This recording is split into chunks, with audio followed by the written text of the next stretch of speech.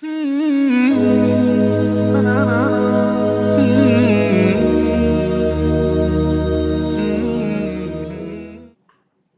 بالله من الشيطان الرجيم بسم الله الرحمن الرحيم وصلى الله على محمد وعلى آله الطيبين الطاهرين الذين أذهب الله عنهم الرجس وطهرهم تطهيرا اللهم صل على محمد وآل محمد ولعنة الدائمة الباقية على أعدائهم ومنكر فضائلهم وغاصب حقوقهم أجمعين من يوم عداوتهم إلى قيام يوم الدين أما بعد عباد الله أوصيكم ونفسي بتقوى الله فإن التقوى خير الزاد وبها المعاد وتنفع يوم لا ينفع فيه مال ولا بنون إلا من أتى الله بقلب سليم وصلى الله على محمد وعلى آله الطيبين الطاهرين اللهم صل على محمد وآل محمد وعجل فرجهم আমার প্রিয় দর্শক ও শ্রোতাবৃন্দ আসসালামু আলাইকুম ওয়া রাহমাতুল্লাহি ওয়া বারাকাতুহু আপনাদের সকলকে আন্তরিক সালাম ও শুভেচ্ছা জানিয়ে আজকের অনুষ্ঠান ইসলাম ইন বাংলায় আপনাদেরকে স্বাগতম জানাই। আশা করি আপনারা যে যেখানে আছেন ভালো আছেন, কুশল ও মঙ্গলে আছেন, সুখে থাকুন, শান্তিতে থাকুন, সমস্ত প্রকারের দুঃখ কষ্ট থেকে মুক্তিতে থাকুন। আল্লাহ রব্বুল আলামিনের কাছে এই কামনা করি। যারা অসুস্থ আল্লাহ তাদেরকে সুস্থতা দান করুন, যারা ঋণে ভুগছে আল্লাহ তাদেরকে ঋণ মুক্তি করুন। ওইরূপ যাদের জীবনে কোনো প্রকারের অভাব বা অশান্তি আছে আল্লাহ রব্বুল আলামিন তাদের সকলের জীবনে সুখ শান্তি দান করুন ও সকলের মনোকামনা আশাকে পূরণ করুন। আমিন ইয়া রাব্বাল আলামিন। এই দোয়ার সঙ্গে আজকের পর্ব শুরু করতে চলেছি। আপনাদের পাঠানো প্রশ্নের উত্তর দেওয়ার আগে গতকাল আমার কোনো এক ভাই বা বোন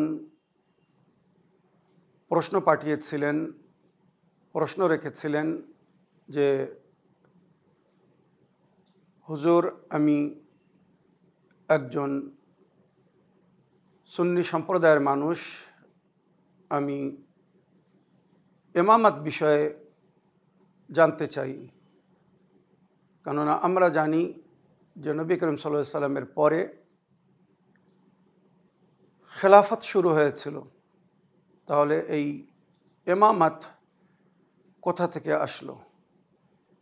এই আকীদা বিষয়, ইমামতের আকীদা বিষয়ে উনি জানতে চেয়েছিলেন, কোরআন ও হাদিস থেকে তার প্রমাণ চেয়েছিলেন। তো গতকালকের এপিসোডের শেষ অংশে কোরআন ও হাদিস থেকে প্রমাণ করেছিলাম যে আমরা যে ইমামদেরকে মানি বা আমাদের উসুলে দ্বীনের মধ্যে যে ইমামতের জিকির হয়েছে এটা কোরআনের কোন আয়াতে উল্লেখ হয়েছে? সূরা আম্বিয়া আয়াত নম্বর ৭৩ এবং সূরা বানী ইসরাঈলের আয়াত নম্বর ৭১ ইমামতের উল্লেখ হয়েছে। আর এ বিষয়ে আমি নবী করিম সাল্লাল্লাহু আলাইহি সাল্লামের কয়েকটি হাদিস সূত্র সমেত বলেছিলাম। একটি বিশেষ রওয়ায়েত ইমামত সম্পর্কে রয়ে গিয়েছিল, তাই আজ আমি আগে সেই রওয়ায়েতটি শোনাতে চাই। ইমামত বা যাদেরকে আমরা ইমাম বলি, এই ইমামকে আর এই ইমামত কি জানার জন্যে ইমামে রাজা আলাইহিস সালামের কাছে প্রশ্ন হয়েছিল। নবীর উম্মত ইমাম রেজা আলাইহিস সালামের কাছে এসে প্রশ্ন করছে। আমার মনে হয় যিনি প্রশ্ন করেছিলেন উনি সাধারণ মুসলমান ছিলেন। যদি আহলে বায়তের অনুগামী অনুসারী বা শিয়া হতেন তাহলে হয়তো এই ধরনের প্রশ্ন অষ্টম ইমাম রেজা আলাইহিস সালামের কাছে হতো না। সুতরাং সাধারণ মুসলমান ইমাম রেজা আলাইহিস সালামের কাছে প্রশ্ন করছে যে ইমামত কি, আর এই যে বিশ্বাস ইমামতের প্রতি, এটি কোথা থেকে এলো? আপনি ইমামত বা ইমামের পরিচয় করান। যদি আপনি সঠিক পরিচয় করাতে পারেন তাহলে আমি আপনার ইমামতকে গ্রহণ করব বা আপনাকে ইমাম মেনে আপনাকে ফলো করব। আমি আপনার মামুম হয়ে আপনার পিছনে চলব, আপনার কথা মতো দিনের কাজ করব, শরীয়তের উপরে আমাল করব। তখন ইমামে রেজা আলাইহিস সালাম বললেন, এবারে ভালো করে মন দিয়ে রাওয়াত শুনুন। ইন্নাল্লাহ লাম ইয়াকবিজ নবিয়হু, আল্লাহ নিজের নবীর রূহকে ততক্ষণ পর্যন্ত কবজ করাননি। ইন্নাল্লাহ লাম ইয়াকবিজ নবিয়হু, আল্লাহ নিজের নবীর রূহকে কবজ করেননি বা করাননি যতক্ষণ না হাত্তা আকমালা লাহুদ্দিন, যতক্ষণ তার দিনকে পরিপূর্ণ না করেছিলেন। নবীর শরিয়ত একটি পরিপূর্ণ এবং কমপ্লিট শরিয়ত। নবী কোনো জিনিসকে অসম্পূর্ণ বা ইনকমপ্লিট ছেড়ে যাননি, মনে রাখবেন। ইন্নাল্লাহ লাম ইয়াকবিজ নবিয়হু হাত্তা আকমালা লাহুদ্দিন ওয়া আনজালা আলাইহিল কোরআন ফিহি তাফসীলু কুল্লি শাই, নবীর উপরে আল্লাহ কোরআন অবতীর্ণ করেছিলেন যার মধ্যে সমস্ত বিষয়ে বিস্তারিতভাবে আলোচনা করা হয়েছে বা বলা হয়েছে। হায়সু ক্বালা আযজা ওয়া জাল্লা, যেমন আল্লাহ রাব্বুল আলামিন বলেছেন, মা ফাররাতনা ফিল কিতাবি মিন শাইইন সুম্মা ইলা রাব্বিহিম ইহশারুন। আল্লাহ বলছেন, আমি এই কোরআনের মধ্যে কোনো এমন জিনিস নেই যার জিকির করেনি। লা রাতাবিন ওয়ালা ইয়াবিসিন ইল্লা ফি কিতাবিম মুবিন, যত শুষ্ক বা তরল পদার্থ আছে তার জিকির এই কোরআনের মধ্যে হয়েছে। কোনো শুষ্ক বা তরল পদার্থ এমন নেই যার জিকির কোরআনে হয়নি। তো আল্লাহ বলছেন, কোনো জিনিস এমন নেই যার জিকির আমি এই কোরআনে করেনি। সুম্মা ইলা রাব্বিহিম ইহশারুন, এরপরে তারা হাসরের ময়দানে নিজের প্রতিপালকের দিকে ফিরে যাবে আর সেখানে তাদের হিসেব কিতাব হবে, যাদেরকে এই কোরআনের মাধ্যমে হেদায়েত দেওয়া হয়েছে। ওয়া আনজালা ফি হুজ্জাতুল বেদা, ওইরূপ হুজ্জাতুল বেদা মানে বিদায় হজ থেকে ফেরার পথে নবী করিম সাল্লাল্লাহু আলাইহি সাল্লাম আল্লাহর আদেশে যখন হযরত আলী আলাইহিস সালামকে নিজের উম্মতের অভিভাবক বানিয়েছিলেন বা নিজের উম্মতের মাওলা বানিয়েছিলেন, মান কুনতু মাওলাহ ফাহাদা আলিউন মাওলাহ, আমি তোমাদের মধ্যে যাদের মাওলা বা অভিভাবক ছিলাম, আজ থেকে আলী তাদের মাওলা বা অভিভাবক। যখন এই ঘোষণা করেছিলেন তখন পবিত্র কোরআনের শেষ আয়াত অবতীর্ণ হয়েছিল, আলিয়মা আকমালতু লাকুম দীনাকুম, আজ আমি তোমাদের দিনকে পরিপূর্ণ করলাম। কে বলছে? আল্লাহ বলছেন। সূরা মায়েদা আয়াত নম্বর 3 শেষে তুলে দেখুন, আলিয়মা আকমালতু লাকুম দীনাকুম ওয়া আতমামতু আলাইকুম নি'মাতি, আর আমার নেমাতকে তোমাদের উপরে সমাপ্ত করলাম। ওয়া রাদিতু লাকুমুল ইসলামা দীনা, আর তোমাদেরকে বা তোমাদের জন্যে এই দিন ইসলামকে পছন্দ করলাম। হযরত আলী আলাইহিস সালামের ওয়েলায়েতের মাধ্যমে যে ইসলামিক সংবিধান গাদির রকমের ময়দানে পরিপূর্ণ হয়েছিল, তারপরে আল্লাহর তরফ থেকে এই আয়াত এসেছিল। তো ইমাম রেজা আলাইহিস সালাম বললেন, ওই দিন যেদিন আমার জাদ আলী ইবনে আবি তালিব আলাইহিস সালামের ওলায়াতের ঘোষণা করা হয়েছিল, আল্লাহর দিন পরিপূর্ণ হয়েছিল, আল্লাহর নেয়ামত সমাপ্ত হয়েছিল এবং ওই দিনে ইসলামকে আল্লাহ নিজের বান্দাদের জন্য পছন্দ করেছিলেন। ওয়াল ইমামত মিন ইকমালিদ দ্বীন, সুতরাং ইমামাত দিনের সম্পূর্ণতা, দিনের কমপ্লিটেশন। ইমামাত যদি না মানা হয়, দিন থেকে যদি ইমামাতকে বাহির করে দেওয়া হয়, তো দিন ইনকমপ্লিট, অসম্পূর্ণ। মনে রাখবেন, ওয়াল ইমামত ইকমালুদ্দিন। ইমামত কি? ইমাম আলাইহিস সালাম বলছেন ইমামত হচ্ছে দিনের সম্পূর্ণতা। ওয়া ইতমামুন নি'মা, এবং আল্লাহর নেমাতের সমাপ্ত। ওয়াকাদ আকামা লাহুম আলিয়ান আলামান ওয়া ইমামান, ওই দিন গাদের খুমের ময়দানে আল্লাহর হুকুমে আল্লাহর নবী হযরত আলীকে এই দিনের চিহ্ন, পরিচয় বা নিজের উম্মতের ইমাম বানিয়েছিলেন। ওমান যাআমা আন্না নবী লাম ইয়াকমাল দীনহু, যদি কেউ এই ধারণা করে, এইভাবে বা চিন্তা করে যে নবী নিজের জীবনে নিজের দিনকে পরিপূর্ণ করে যাননি, বেবায়ানিল ইমাম, ইমামাতের বর্ণনার সঙ্গে, মানে উনি কিয়ামত পর্যন্ত নিজের দিনের রক্ষার জন্যে, হেফাজতের জন্যে যে ইমামাতের সিলসিলা আল্লাহর হুকুমে জারি করে গেছেন বা ইমাম বানিয়ে গেছেন, যদি কেউ মনে করে এটা উনি করে যাননি, ফাকাদ রাদ্দাল কিতাব, সে আল্লাহর কিতাবকে অস্বীকার করেছে, অমান্য করেছে। কারণ আল্লাহর কিতাবের মধ্যে জিকির হয়েছে ওমান রাদ্দা কিতাব আল্লাহ ফাহুয়া কাফির। আর যদি কেউ আল্লাহর কিতাবকে অস্বীকার করে, অমান্য করে, আল্লাহর কিতাবের কোনো একটি আয়াতকে রদ করে, অবিশ্বাস করে, তো সে কুফর এখতিয়ার করেছে, সে দ্বীনে ইসলাম থেকে খারিজ হয়ে গেছে। এবারে বুঝে নিক যারা ইমাম মানে না বা ইমামাতকে মানে না। ওয়ান্নাল ইমামাতা লা ইয়ারফ কদরহা ইল্লাল্লাহ, ইমামাত যে কি সম্মানিত স্থান, এর কদর ও মঞ্জিলাত, এর মর্যাদা হয়তো আল্লাহ ছাড়া কেউ জানে না। ইমামাত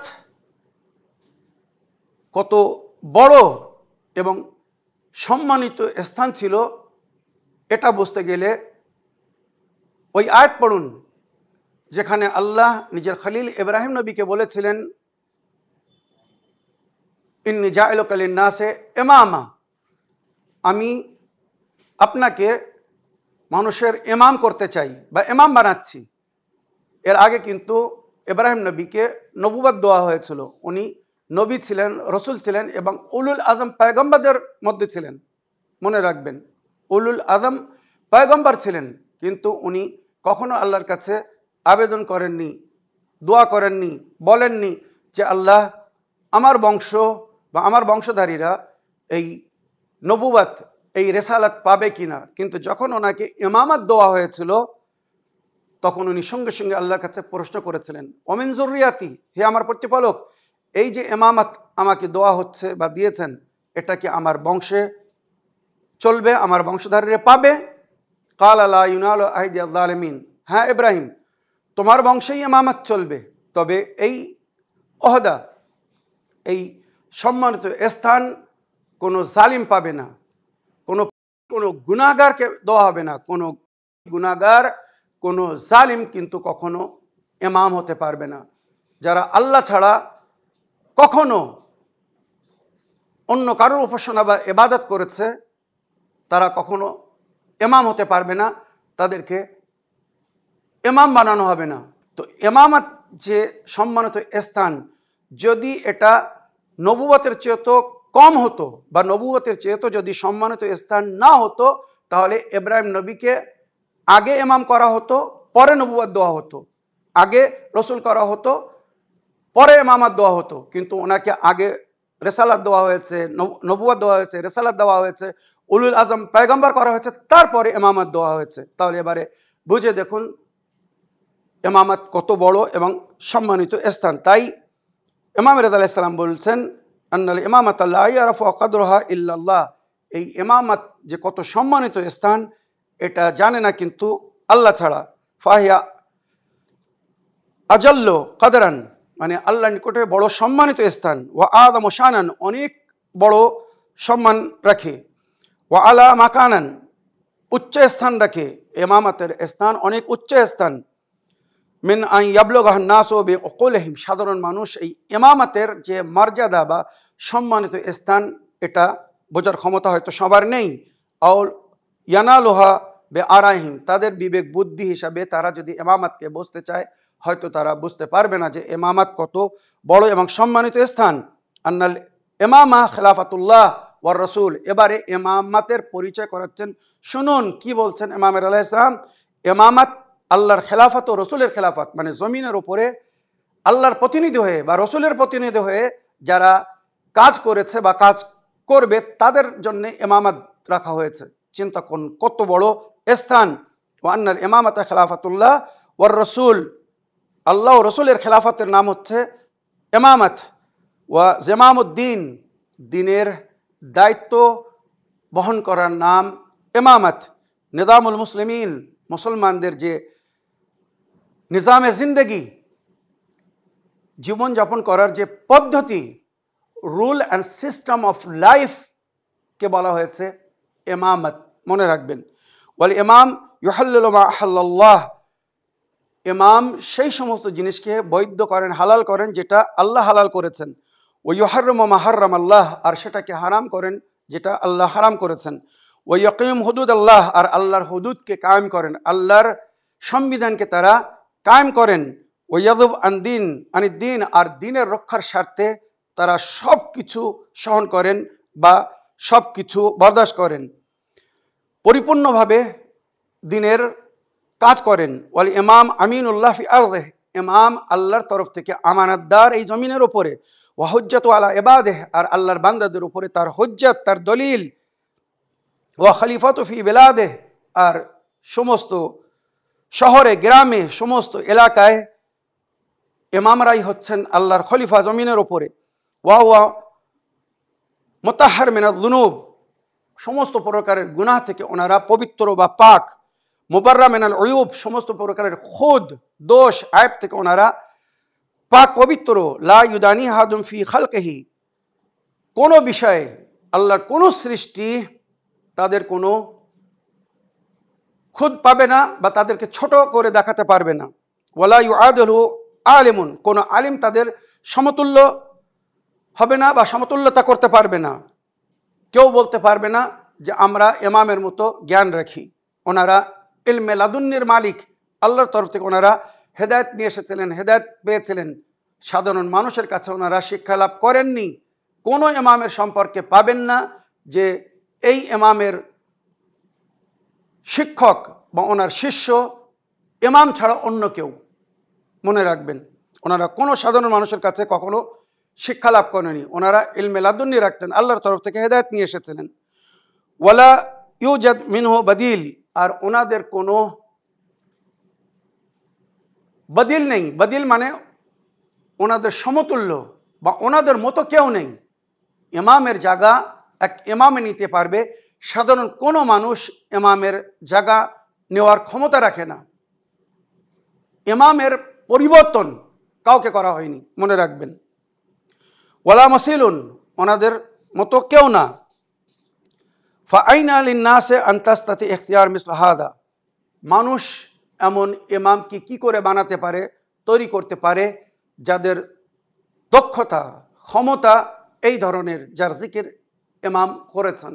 এবারে ভেবে দেখুন, ইমাম মনসুস মিনাল্লাহ, আল্লাহর তরফ থেকে তার বান্দাদের হেদায়েতের জন্যে নবীর পরে কিয়ামত পর্যন্ত নবীর দিনের রক্ষার স্বার্থে এই ইমামতের সিলসিলাকে জারি করা হয়েছে, যার জিকির কোরআনের আয়াতে হয়েছে। সূরা রাদ আয়াত নম্বর 7 তুলে দেখুন, ইন্নামা আনতা মুনযিরুন ওয়া লিকুল্লি কওমিন হাদ, আপনাকে সতর্ক করার জন্য পাঠানো হয়েছে, আপনি সতর্কতাদায়ক বা সতর্কদায়ক।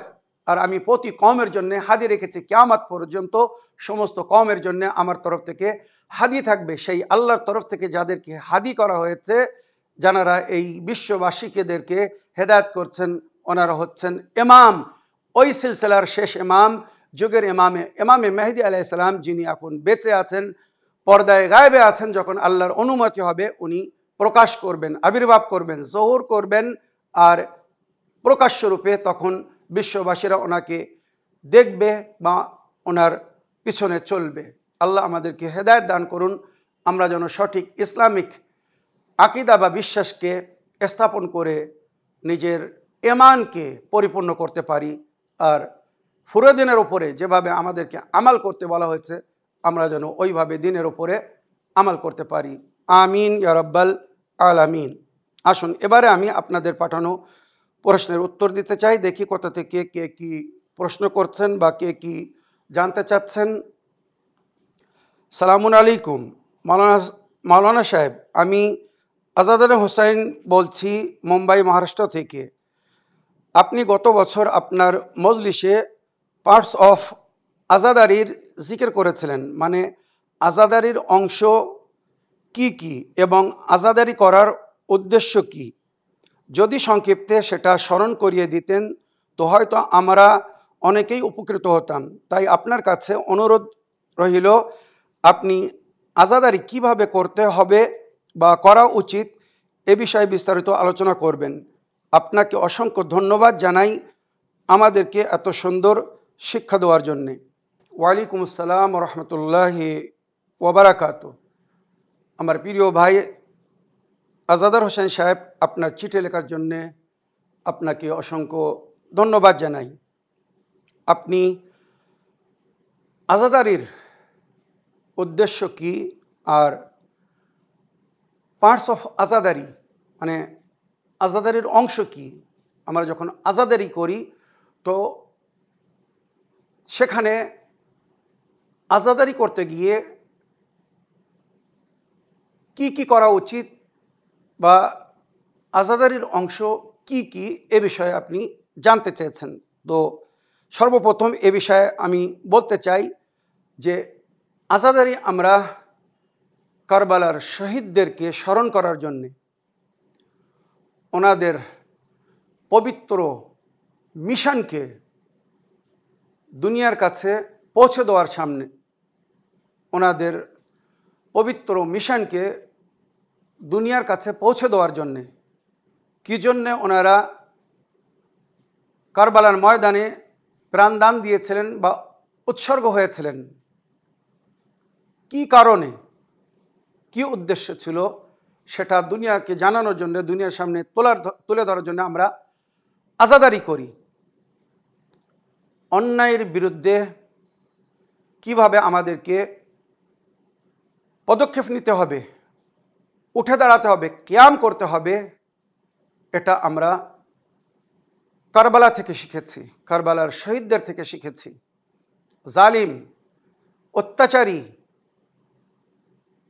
বাতিল পারাস্ত যেই হোক না কেন, স্বয়ং যদি সে আপনার ধর্মের ধার্মিক হয়ে থাকে, মানে আপনার ধর্মের মান্যওয়ালা হয়ে থাকে, আপনার দিনের মান্যওয়ালা হয়ে থাকে, আর সে যদি জুলুম করে, অন্যায় করে, অবিচার করে, পাপ করে, ভুল করে, সে যদি বাতিল হয় তো তার বিরুদ্ধেও উঠে দাঁড়াতে হবে, তার বিরুদ্ধে বলতে হবে, তার বিরুদ্ধে স্টেপ নিতে হবে, পদক্ষেপ নিতে হবে।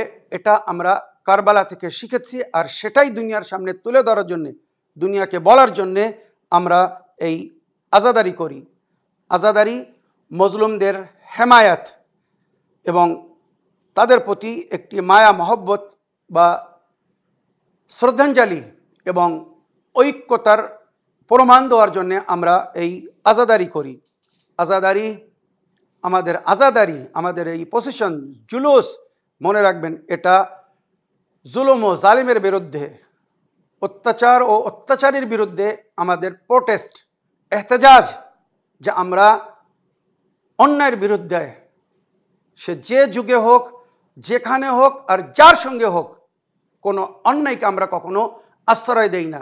আমরা মজলুমদের জন্যে দুঃখিত হই, কারবালার শহীদদেরকে স্মরণ করে ওনাদের উপর যে জুলুম হয়েছিল, অত্যাচার হয়েছিল, মুসিবত পড়েছিল, ক্ষুধায় পিপাসায় কাতর করে নিষ্ঠুরতার সঙ্গে ওনাদেরকে যে হত্যা করা হয়েছিল, সেগুলো জেনে শুনে আমরা কাঁদি। আর এটা সুন্নাত, কোরআন আমাদেরকে বলছে তোমরা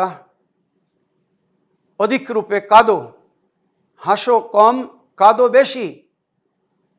হযরত আদম ও হাওয়া যখন নিজের সন্তানকে হারিয়েছিলেন, ওনারা খুব কেঁদেছিলেন। ইয়াকুব নবী নিজের সন্তানকে যখন নিজের থেকে দূরে যেতে দেখেছিলেন, ইউসুফ নবী কিন্তু মারা যাননি, বেঁচে ছিলেন, কিন্তু নজর থেকে দূরে চলে গিয়েছিলেন।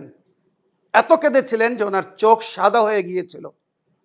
তো রোদন কান্না যদি বিদাত হতো, নবী কখনো নিজের সন্তানের শোকে কাঁদতেন না।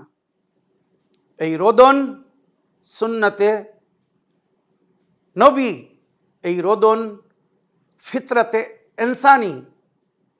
মানুষ যখন এই দুনিয়ায় জন্ম নেয়, সর্বপ্রথম যে কাজ সে করে সেটা হচ্ছে কান্না। বাচ্চা জন্মের পরে যদি না কাঁদে, তো ডাক্তাররা, নার্স বা দাইমারা মনে করে এ মৃত বাচ্চা, বাচ্চা মৃত জন্ম নিয়েছে। রোদন কান্না জীবনের পরিচয়, জীবিতর পরিচয়। যারা রোদন কান্নাকে বিদআত বা হারাম বলে, তারা ফিতরাতের বিরোধী। আজাদারি একটি ইবাদত, আজাদারি নেক কাজ। সুতরাং নেক কাজে এমন কোনো জিনিস ইনক্লুড করবেন না, শামিল করবেন না, এমন জিনিস বা এমন কাজ করবেন না যেটা শরিয়াতে বৈধ না বা যার অনুমতি দেওয়া হয়নি। কিছু জিনিস আছে যার হয়তো শরিয়াতে উল্লেখ হয়নি, কিন্তু মানা করা হয়নি। তো যদি মানা না করা হয়ে থাকে, সেগুলো করা যাবে। কিন্তু যদি কোনো কাজ মানা করা হয়, তো সেটা আমরা কখনো করব না বা কখনো করি না। এবারে আসুন, আমরা আজাদারি করার সময় কি করি, কি করা উচিত, পার্টস অফ আজাদারি বা আজাদারির অংশ কি। তো ধারাবাহিক হিসেবে আমি বলছি, ভালো করে মন দিয়ে শুনবেন। এই আজাদারি করতে গিয়ে আমরা কালো পোশাক পরি, তবে এটা ফরজ না, এটা একটা শুধু চিহ্ন। কেননা কালো কাপড় শোকের পরিচয়। দুঃখের সময় মানুষ কালো কাপড় পরে, খুশির সময় কিন্তু কেউ কালো কাপড় পরে না। মনে রাখবেন, এটা নবীর সুন্নত। নবীও কালো পোশাক পরতেন। উনি সাধারণ সময় সাদা পোশাক পরতেন, কিন্তু যখন কোনো দুঃখের দিন আসতো, কষ্টের দিন আসতো, তো নবী কালো পোশাক পরতেন, যেটা ওনার সুন্নতের মধ্যে জিকির হয়েছে। আমরা কালো পোশাক পরি, এটা আমাদের শোকাত্ম হওয়ার পরিচয়। ইমামবাড়ি, আজাখানা বা আসরখানা, যেখানে মজলিস মাতম হয়, সেখানেও আমরা কালো কাপড় লাগাই। সেখানে তাজিয়া, তাবুত, আলম ইত্যাদি সাজানো হয়। এগুলো আমাদের আজাদারির অংশ। তাই এ বিষয়ে আমাদেরকে বলা হয়েছে ফরশে আজা তৈরি করতে, ফরশে আজা সাজাতে, যেখানে আজাদারি হবে। আর ওই আজাদারি করতে গিয়ে আমরা 1 নম্বর মজলিস করি। কারবালার শহীদদের শাহাদাতনামা বয়ান করা হয়, বা ওই মজলিসে উম্মতকে গাইড করার জন্যে, হেদায়েত দেওয়ার জন্যে কোরআন ও হাদিস থেকে ওয়াজ করা হয়। এটাকে মজলিস বলে। মজলিস, মাতম বিভিন্নভাবে হয়। সাধারণ আমরা বুকের ওপরে হাত মারি যখন কারোর ওপরে খুব বড় মুসিবত পড়ে, মানুষ যখন দুঃখিত হয়। তো আপনারাও দেখেছেন, সাধারণ পরিবেশে হয়তো অনেকে মুসলমান না, নন মুসলিমরাও দুঃখের কষ্টের সময় তারা বুকের ওপরে হাত মারে। তো এটা কষ্টের, দুঃখের একটি পরিচয়। এটা স্বাভাবিক জিনিস, ন্যাচারাল জিনিস। এটা কিন্তু ফিতরাত বিরোধী না, এটা কিন্তু মানবতার বাইরে না।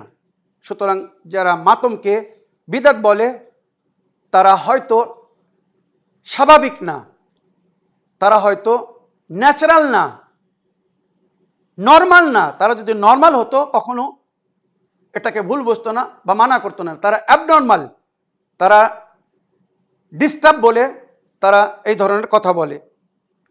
এই মাতম সাধারণ মাতম হয়, আবার অনেক সময় জাঞ্জিরের মাতম হয়, যেটা কারবালার শহীদদের, যাদের তীর তরোয়াল মেরে শহীদ করা হয়েছিল, রক্তপাত করা হয়েছিল, তাদের স্মরণে একটি খুনি পুরসা বলা হয়। ওই জন্যে অনেকেই জঞ্জেরের মাতম করে। মজলিসে মাসায়েব ফজাইল জিকির হয়, মুসিবাত শুনে গিরিয়া করা হয়, মানে কান্না করা হয়, যেটা আমাদের আজাদারির অংশ। অনেক সময় মজলিসের শুরুতে কাসিদা খানি হয়, আহলে বায়তের শহীদদের প্রশংসা করা হয় কাসিদার মাধ্যমে। ওখানে লাব্বাইক ইয়া হুসাইনের নারা লাগানো হয়, বা ফজাইল শুনে নারায় হায়দারি লাগানো হয়, নারায় রেসালাত ইয়া রাসূলুল্লাহ লাগানো হয়। এগুলো আজাদারিতে হয়ে থাকে। বা মার্সিয়া, সোজখানি, নওয়াখানি, এগুলো আমাদের আজাদারির অংশ। ওইরূপ তাজিয়া, তাবুত, জুলজানা, মানে কারবালায় যে ঘোড়ার উপরে সওয়ার হয়ে ইমাম হোসেন আলাইহিস সালাম যুদ্ধ করতে গিয়েছিলেন, ওটা আসলে নবীর সওয়ারি ছিল। সুতরাং সেই সওয়ারির স্মরণে আমাদের দেশে ঘরে আমরা জুলজানা বাহির করি, তো ওটাও একটি স্মৃতি বা স্মরণ। আলাম, আলম মোবারক, যে ইসলামের পতাকা কারবালার ময়দানে মাওলা ইমাম হোসেন আলাইহিস সালাম নিজের ভাই গাজী আবুল হল আব্বাসকে দিয়েছিলেন।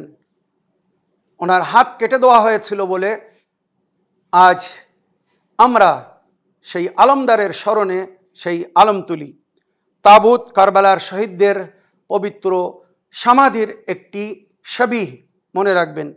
শামে গরিবা তার মজলিস মাতম, মানে আসরে আশুরের পরে, কারবালার শহীদদের শাহাদাতের পরে যারা বেঁচে ছিল, নারী বা পুরুষ, আলে রসুলের সঙ্গে যে দুর্ব্যবহার হয়েছিল, তাদের খেয়মায় আগুন লাগিয়ে দেওয়া হয়েছিল, খোদায় পিপাসায় 3 দিনের খোদায় পিপাসায় ছিল, তারপরেও তাদের সঙ্গে যে জুলুম হয়েছিল, সেই জুলুম, সেই অত্যাচারকে স্মরণ করার জন্য আমরা শামে গরিবার মজলিস পড়ি।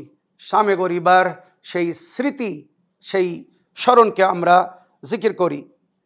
তাবারুক, নজর নিয়াজ, জুলুস বা খোদায় পিপাসায় থাকা, যাকে ফাঁকা বলে, বা খাক আলুদ, মানে আমরা যে অনেক সময় নিজের মাথার উপরে, শরীরে মাটি লাগাই, যার একটা প্রমাণ যে এই লোকটা অনেক মুসিবতের মধ্যে, এই মানুষটা খুব দুঃখের মধ্যে, এই মানুষটা খুব কষ্টের মধ্যে, এর একটা প্রমাণ। সুতরাং এগুলো আমাদের আজাদারির অংশ। তবে পরিষ্কার বলছি, এগুলো ফরজ না, ওয়াজিব না, জাস্ট আমরা আন্তরিকতার একটি প্রমাণ দেওয়ার জন্যে, মহব্বত বা ভালোবাসার প্রমাণ দেওয়ার জন্যে যেগুলোর অনুমতি দেওয়া হয়েছে বা যেগুলো মানা করা হয়নি, আমরা আজাদারির সময় সেগুলো করে থাকি। কারবালার শহীদদের ঘটনা শাহাদাতনামা পড়ে শোনানো হয়। কুফা ও শামের বাজারে আহলে বাইত রাসূলের উপরে যে জুলুম হয়েছিল তার বর্ণনা হয়। বিভিন্ন মানাজিল, যেখান থেকে শহদায়ে কারবালাদেরকে নিয়ে যাওয়া হয়েছিল, সেখানকার ঘটনা শোনানো হয়। আসিরদেরকে, কয়েদিদেরকে কিভাবে কয়েদি করা হয়েছিল, হাতে শিকল বাঁধা হয়েছিল, কোমরে লাঙ্গার বাঁধা হয়েছিল, পায়ে বেড়ি বাঁধা হয়েছিল, গলায় তক পরানো হয়েছিল, এগুলোর আমরা স্মরণ করি। ওইরূপ এজিদের দরবারে যে জুলুম হয়েছিল তার উল্লেখ করা হয়। আরবাইন পালন হয় শহীদদের, আরবাইন বা জিয়ারাত, যেটা মমিনের পরিচয়। সুতরাং আশুরা পালন করি, আশুরার আমাল করি। ওইরূপ আরবাইন, জিয়ারাতে আরবাইন বা আরবাইনের দিনের আমাল করি। আমরা পিপাসিত ব্যক্তিদের বা কারবালার পিপাসিতদের স্মরণে আমরা সাবিল লাগিয়ে পানি পান করাই, শরবত পান করাই, বা তাদেরকে যে ক্ষুধায় পিপাসায় রাখা হয়েছিল তাই তাদের নামে আমরা পানাহার দান করি। এগুলো আমাদের আজাদারির অংশ, মনে রাখবেন। ওইভাবে দলবদ্ধ হয়ে, যেমন কারবালার সৈনিকরা, ইমাম হোসেন আলাইহিস সালামের সাথীরা দলবদ্ধ হয়ে ইমামের সাথ দিয়েছিল, আমরা সেটাকে প্রমাণ করার জন্যে দলবদ্ধ হয়ে আজাদারি করি, মাতম করি, মজলিস করি, ইত্যাদি করি। এবারে ওই আলম সাজানোর সময় আমরা যে পতাকা নিশানি তৈরি করি, মশকিজা লাগানো হয় ইত্যাদি, এগুলো আজাদারির অংশ। খেয়মা, কারবালার খেয়মায় জ্বালানো হয়ে, কারবালায় শামে গরিবার সময় সমস্ত খেয়মায় আগুন লাগানো হয়েছিল, তো সেই খেয়মার ছবি তৈরি করা হয়। আব্বাস আলাইহিস সালামের হাত কেটে দেওয়া হয়েছিল, তাই পাঞ্জা লাগানো হয়। বা কারবালায় শহীদদেরকে মারার জন্যে যে বর্ষা, নেজায় ব্যবহার হয়েছিল, সেগুলো আমরাকে স্মরণ করিয়ে দেওয়ার জন্য অনেক সময় সেগুলোর স্মৃতি রাখা হয়। বা হাতে যে হাতকড়ি বাঁধা হয়েছিল, পায়ে বেড়ি রাখা হয়েছিল, এগুলো আমাদের আজাদারের মাধ্যমে বা আজাদাররা অনেক সেগুলো প্রকাশ করে থাকে।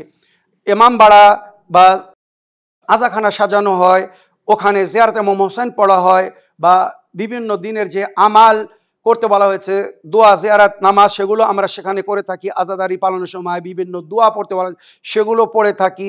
বিভিন্ন নজর ও নিয়াজ হয়ে থাকে আমাদের আজাদারির অংশ। তো আশা করি এই যে সারাংশে আজাদারি কি, কেন করি, আর আজাদারি করতে গেলে আমাদেরকে কি কি করতে হবে, এই যে বললাম, এগুলো স্মরণে রেখে যদি আজাদারি করা হয় তো আমাদের আজাদারি সুন্দর আজাদারি হবে। আর বিশেষ একটি কথা যেটা হচ্ছে যে আমাদের আজাদারিকে দেখে যেন অন্যরা আকর্ষিত হয়, আমাদের আজাদারি যেন অন্যদের জন্য হেদায়েতের কারণ হয়, অন্যদের জন্য যেন শিক্ষার কারণ হয়, সংশোধনের কারণ হয়।